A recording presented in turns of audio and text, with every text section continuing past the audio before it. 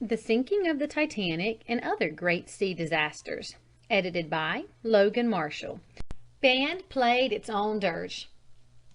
The band had broken out in the strains of Nearer My God to Thee some minutes before Murdoch lifted the revolver to his head, fired, and toppled over on his face.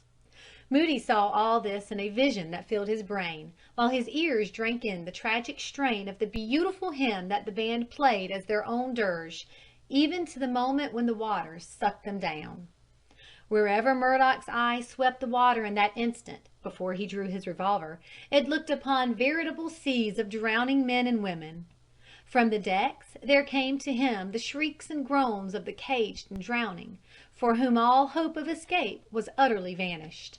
He evidently never gave a thought to the possibility of saving himself, his mind freezing with the horrors he beheld and having room for just one central idea: swift extinction. The strains of the hymn and the frantic cries of the dying blended in a symphony of sorrow. Led by the green light, under the light of the stars, the boats drew away, and the bow, then the quarter, then the stacks, and last the stern of the marvel ship of a few days before passed beneath the waters. The great force of the ship's sinking was unaided by any violence of the elements, and the suction, not so great as had been feared, rocked but mildly the group of boats now a quarter of a mile distant from it. Just before the Titanic disappeared from view, men and women leaped from the stern. More than 100 men, according to Colonel Gracie, jumped at the last. Gracie was among the number, and he and the second officer were of the very few who were saved. As the vessel disappeared, the waves drowned the majestic hymn which the musicians played as they went to their watery grave. The most authentic accounts agree that this hymn was not Nearer My God to Thee, which it seems had been played shortly before, but Autumn, which is found in the Episcopal hymnal, and which fits appropriately the situation on the Titanic in the last moments of pain and darkness there. One line, "Hold me up in mighty waters," particularly may have suggested the hymn to some minister aboard the doomed vessel, who, it has been thought, thereupon asked the remaining passengers to join in singing the hymn, in a last service aboard the sinking ship, soon to be ended by death itself. Following is the hymn: God of mercy and compassion, look with pity on my pain. Hear a mournful, broken spirit, prostrate at thy feet complain. Many are my foes and mighty, strength to conquer I have none. Nothing can uphold my goings, but thy blessed self alone. Saviour, look on thy beloved, triumph over all my foes. Turn to heavenly joy my mourning, turn to gladness all my woes. Live or die, or work or suffer, let my weary soul abide in all changes whatsoever, sure and steadfast by thy side.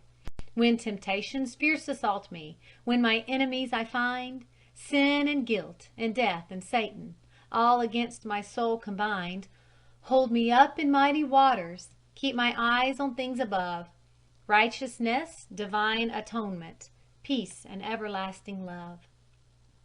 It was a little lame schoolmaster, Tertius, who aroused the Spartans by his poetry and led them to victory against the foe.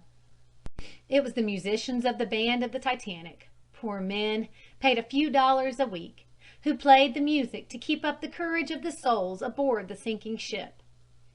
The way the band kept playing was a noble thing, says the wireless operator. I heard it first while we were working the wireless, when there was a ragtime tune for us, and the last I saw of the band when I was floating, struggling in the icy water. It was still on deck, playing Autumn. How those brave fellows ever did it, I cannot imagine. Perhaps that music, made in the face of death, would not have satisfied the exacting critical sense. It may be that the chilled fingers faltered on the pistons of the cornet, or at the valves of the French horn, that the time was irregular, and that by an organ in a church, with a decorous congregation, the hymns they chose would have been better played and sung. But surely that music went up to God from the souls of drowning men, and was not less acceptable than the song of songs no mortal ear may hear, the harps of the seraphs, and the choiring cherubim. Under the sea the music makers lie, still in their fingers clutching the broken and battered means of melody. But over the strident voice of whirring winds and the sound of many waters there rises their chant eternally, and though the musicians lie hushed and cold at the sea's heart, their music is heard forevermore.